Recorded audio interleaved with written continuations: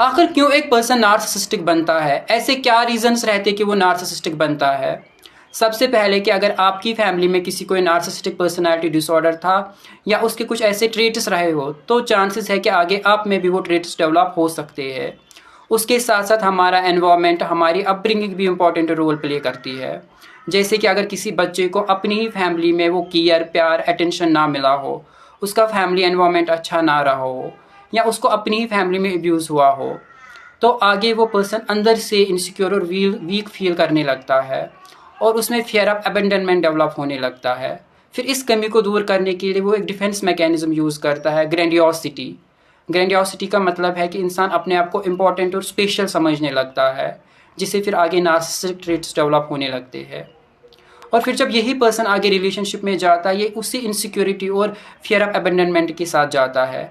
फिर जब कई बार इसका पार्टनर अपना डिफरेंट पॉइंट ऑफ व्यू चीज़ों को लेके रखता है, तो ये पर्सन एक्सेप्ट नहीं कर पाता है, क्योंकि इसको वही पास्ट ट्रॉमा और फियर ऑफ अबेंडनमेंट ट्रिगर होता है।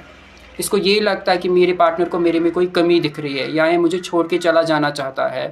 तो फिर उसका वो अंदर का वो जो इनसिक्योरिटी, वो एग्रेसिव बिहेवियर वो बाहर आता है, जिससे फिर आगे इसका रिलेशनशिप ख़राब होता है।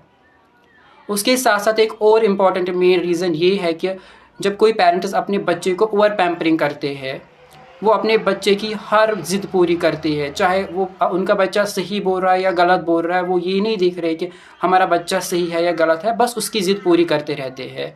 वो कभी अपने बच्चे को डांटते तक नहीं है।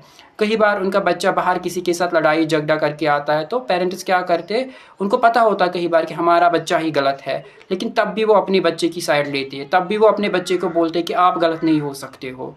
उससे आपकी बच्चे की जो ज़िद है वो और बढ़ती है और बच्चा ज़िद्दी होता है। उसको ये लगता है कि मैं कभी गलत हो ही नहीं सकता हूँ। फिर जब वो बच्चा आगे रिलेशनशिप फॉर्म करता है या उसकी मैरिज होती है, वो उस टाइम भी यही ज़िद वहाँ पे भी यूज़ करता है। वो कंट्रोल करना चाहता अपने पार्टनर को। वो उसका कोई पॉइंट ऑफ व्यू एक्सेप्ट करने के लिए तैयार ही नहीं होता है, क्योंकि उसको ये सिखाया गया होता है कि आप कभी गलत हो ही नहीं सकते हो।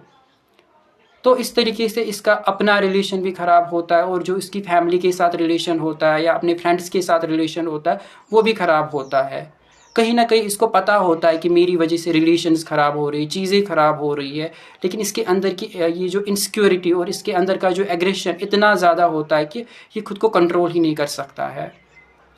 तो ये सारे रीज़न्स थे कि क्यों एक पर्सन नार्सिसिस्टिक बनता है।